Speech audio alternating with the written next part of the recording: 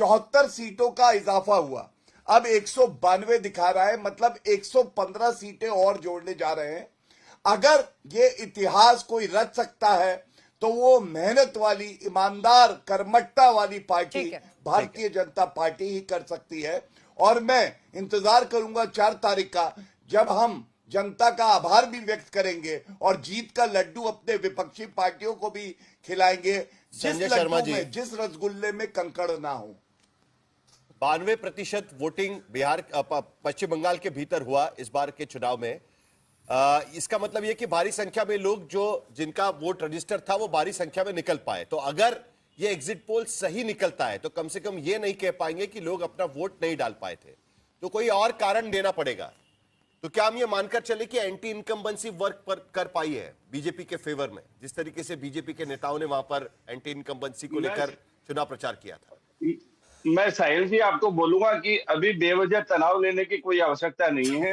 हमें 4 तारीख तक इंतजार करना चाहिए, क्योंकि जैसे आंकड़े इन्होंने बताए हैं, जमीन पर हमें वैसे आंकड़ों का सुराग कोई दूर दूर से हम देख नहीं पा रहे। अनुमान बता दीजिएगा। जय श्री राम दोस्तों, आज का वीडियो बहुत ज़बरदस्त और मज़ेदार होने वाला है, क्योंकि ये वीडियो इलेक्शन के तरफ से है और कौन कितना सीट पा रहा है ये आप लोगों को इस वीडियो में देखने को मिलेगा। तो दोस्तों चलिए बिना देरी के वीडियो को स्टार्ट करते हैं।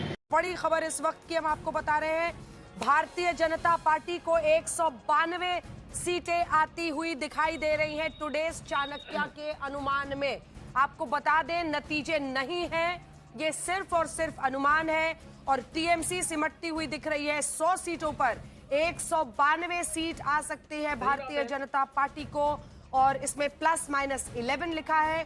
+-11 100 सीटों वाली टीएमसी को भी है और अन्य को सिर्फ 2 सीटें। तो एकदम राजनीतिक रूप से ध्रुवीकरण, और पूरी या तो बीजेपी बीजेपी या तो टीएमसी, और इस नजरिए से बीजेपी की इस एग्जिट पोल के अनुमान के मुताबिक बन रही है वहां पर सरकार। पूरी तरीके से उलटफेर इसमें, क्योंकि बीजेपी को 48% वोट शेयर मिल सकता है, ये अनुमान टुडे चाणक्य के एग्जिट पोल में रखा गया है, जबकि टीएमसी को 38% का वोट शेयर मिल सकता है, जो पिछली बार पलटना पूरी तरीके से। जितना ममता बनर्जी को था वो बीजेपी को जा रहा है परसेंटेज, और जितना बीजेपी को था वो टीएमसी की था। लेकिन बीजेपी 192 सीटें जीत सकती है +-11, और तृणमूल कांग्रेस 100 सीटें जीत सकती है। टुडे चाणक्य का अनुमान है +-11, और अन्य जिसमें कांग्रेस या सीपीएम या लेफ्ट पार्टी शामिल है 2 सीटें +-2 उन्हें उसमें मिल सकती है। यानी एक और एग्जिट पोल में बता रहे हैं एक बार फिर से, बहुत बड़ा राजनीतिक फेरबदल हो जाएगा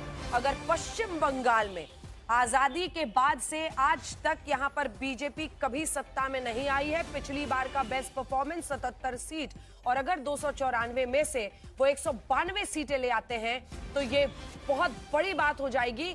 और भारतीय जनता पार्टी के विस्तार में अगर आप देखिए तो बिल्कुल, मतलब जिसको आप समझ लीजिए, उत्तराखंड से लेकर पूरे दिल्ली से होते हुए, उत्तर प्रदेश होते हुए, बिहार, उड़ीसा, बंगाल और इधर पूर्वोत्तर के अनेकों राज्यों में, तो आप कह सकते हैं कि नॉर्थ इंडिया में मध्य प्रदेश, राजस्थान, जहां भी आप देखिए पूरे उत्तर भारत में मतलब बीजेपी ही बीजेपी आपको गुजरात तक दिखाई दे रही है। जरा फाइनल डिटेल्स जरा देख लीजिएगा एक के बाद एक, क्योंकि अलग अलग कास्ट कॉम्बिनेशंस ने कैसे वोट किया हुआ है। तो मुस्लिम वोट्स 71% तृणमूल कांग्रेस को मिल सकता है, ये टुडे चाणक्य का अनुमान यहां पर रखा गया है। पिछली बार सीएसडीएस के मुताबिक 75% वोट मुस्लिम वोट तृणमूल कांग्रेस के पास पड़ा था, बीजेपी को 8% मिल सकता है।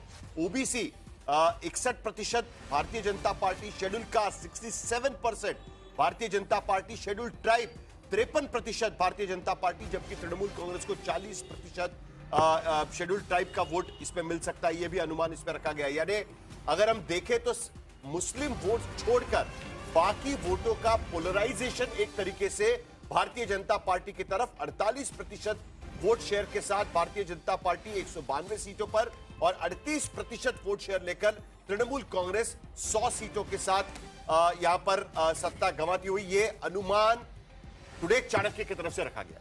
बड़ी बात आपको बार बार बता दें, ये नतीजे नहीं है, ये सिर्फ एक एजेंसी टुडेज चाणक्य का अनुमान है, क्योंकि वो सैंपल साइज में कुछ लोगों के बीच जाते हैं वोटिंग के बाद, उनसे पूछते हैं अगर वो सही बताते हैं तब उनका पोल सही निकल सकता है, वो भी सैंपल साइज है, सभी से बात तो करते नहीं है, इसलिए इंतजार करना होगा और हमेशा with a pinch of salt ही इस पर चर्चा होनी चाहिए। लेकिन अगर यही नतीजों में तब्दील होता है तो फिर शशि शेखर जी प्रचंड जीत ये कहलाएगी और भारतीय जनता पार्टी के लिए, मतलब जिस सपने के साथ ये प्रधानमंत्री नरेंद्र मोदी और गृहमंत्री अमित शाह की जोड़ी काम कर रही है अपने पार्टी के विस्तार के लिए, उसमें सबसे बड़ा झंडा वो गाड़ देगी। इसमें कोई दो राय नहीं है। अगर आप देखिए, अगर ऐसा होता है तो बंगाल की खाड़ी से लेके हिमालय के चीन की सीमा तक, हिमालय तक, और हिमालय की दूसरी चोटियों से लेकर पूर्वोत्तर की चोटियों से लेकर अरब सागर तक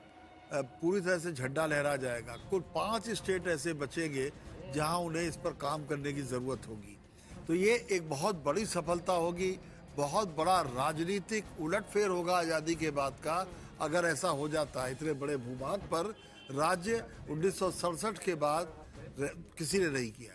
तो एक बात ये। दूसरी बात, मैं यहाँ ये भी कहना चाहूँगा कि आंकड़े, एक कैविएट लगाना चाहूँगा कि जिस तरीके की पोलिंग हुई थी, जिस पर खूब बहस हो रही थी, अगर ये होती है तो इसका मतलब ये एंटी ममता वोट था। लेकिन अगर इस कैविएट का जो दूसरा हिस्सा है कि अगर दूसरे परिणाम आते यानी ममता बनर्जी जीतती हैं, तब भी जीत का अंतर ऐसा ही होगा।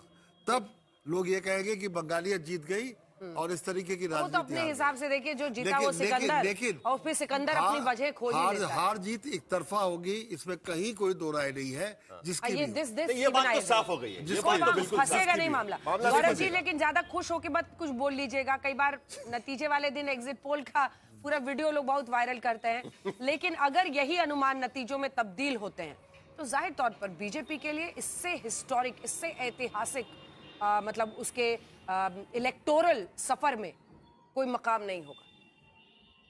बिल्कुल बिना किसी राय के ये कहा जाएगा। और गौरव जी से भारतीय राजनीति का इतिहास होल्ड आवर हॉर्सेस। ना एकदम पकड़ के रखिए सर, जोर से आशुतोष जी। अब तो आप एडवांटेज बीजेपी बोल दिए हैं, फंसिएगा अगर उस दिन अभी बोले आप। हाँ, एज है बोले, टीएमसी को बोला नहीं, आपने बीजेपी गलती से 2 बार बोला आपने। नहीं गलती से निकला। अच्छा चलिए, भूल सुधारो। ये क्या हो गया? अच्छा, मैंने बोला कि आप बीजेपी को एडवांटेज दे रहे हैं तो आपने बोला हाँ जो है सो है। नहीं, वो कभी कभी शौक में हो जाता है ऑन एयर। तो तो आप ये भूल सुधार नहीं है, स्लिप ऑफ टंग हो सकता है। अच्छा, ठीक है। गौरव जी, मतलब ये चाणक्य का नतीजा आने के बाद तो मुझे वाकई कहना चाहिए बीजेपी मैंने बोला, बट ऐसा नहीं। आज मैंने कहा टीएमसी को। ठीक, गौरव जी, आजकल स्लिप ऑफ टंग नहीं कहा जाता है, तेजस्वी यादव कहते हैं टंग ऑफ स्लिप हो गया है। लेकिन मैं एक बात जरूर कहूंगा, मैं बिल्कुल जल्दबाजी नहीं करूंगा, बड़ी संयम से 4 तारीख का इंतजार करेंगे, क्योंकि एक पॉलिटिकल पार्टी है जिसने जलेबी बनवाई थी हरियाणा में और उसके बाद क्या हश्र हुआ था हम सब ने देखा है। लेकिन अगर ये रुझान और एग्जिट पोल सही हैं तो ये कहना गलत नहीं होगा, पश्चिम बंगाल में भारतीय जनता पार्टी की सरकार बनेगी। और जो रविन्द्रनाथ टैगोर जी ने कहा है, where the mind is without fear and the head is held high, वही पश्चिम बंगाल जो बनने जा रहा है ये भारतीय जनता पार्टी सुनिश्चित करेगी। दूसरी बात, ये आंकड़ा एक महत्वपूर्ण बात और कहता है, 2021 में भारतीय जनता पार्टी के पास उससे पहले 16 में 3 सीटें थी, फिर 77 पे हम पहुंचे, 74 सीटों का इजाफा हुआ, अब 192 दिखा रहा है, मतलब 115 सीटें और जोड़ने जा रहे हैं। अगर ये इतिहास कोई रच सकता है तो वो मेहनत वाली, ईमानदार, कर्मठता वाली पार्टी भारतीय जनता पार्टी ही कर सकती है। और मैं इंतजार करूंगा 4 तारीख का, जब हम जनता का आभार भी व्यक्त करेंगे और जीत का लड्डू अपने विपक्षी पार्टियों को भी खिलाएंगे, संजय शर्मा जी, जिस रसगुल्ले में कंकड़ ना हो। 92% वोटिंग बिहार, पश्चिम बंगाल के भीतर हुआ इस बार के चुनाव में। इसका मतलब यह कि भारी संख्या में लोग जिनका वोट रजिस्टर था वो भारी संख्या में निकल पाए। तो अगर ये एग्जिट पोल सही निकलता है तो कम से कम ये नहीं कह पाएंगे कि लोग अपना वोट नहीं डाल पाए थे, तो कोई और कारण देना पड़ेगा। तो क्या हम ये मानकर चले कि एंटी इनकम्बेंसी वर्क कर पाई है बीजेपी के फेवर में, जिस तरीके से बीजेपी के नेताओं ने वहां पर एंटी इनकम्बेंसी को लेकर चुनाव प्रचार किया था?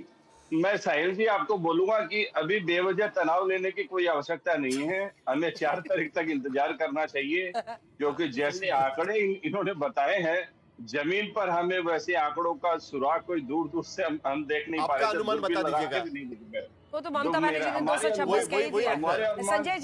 संजय जी सुनिए ना, संजय जी सुनिए, एक दूसरा सवाल, ठीक है आपको मुझे पता है कि आप क्यों इस पर रिएक्ट कीजिएगा, आपको जाहिर तौर पर ये पोल सही नहीं आए लगेगा, आप पसंद नहीं आएगा, लेकिन एक छोटा सा सवाल है, क्या आपने कभी इस बात पर चिंता किया है, जब हम लोग रिपोर्टर्स भी जाते हैं, कोई कैमरे पर टीएमसी के खिलाफ बोलने से भी डरता है, इसकी वजह क्या है? मैं कई दुकानदारों के पास गई, उन्होंने कहा नहीं दीदी माइक पे नहीं बोल सकते हैं, इधर उसका कार्यकर्ता आ जाएगा, क्योंकि इसी को बीजेपी ने अपना सबसे बड़ा प्लान बनाया।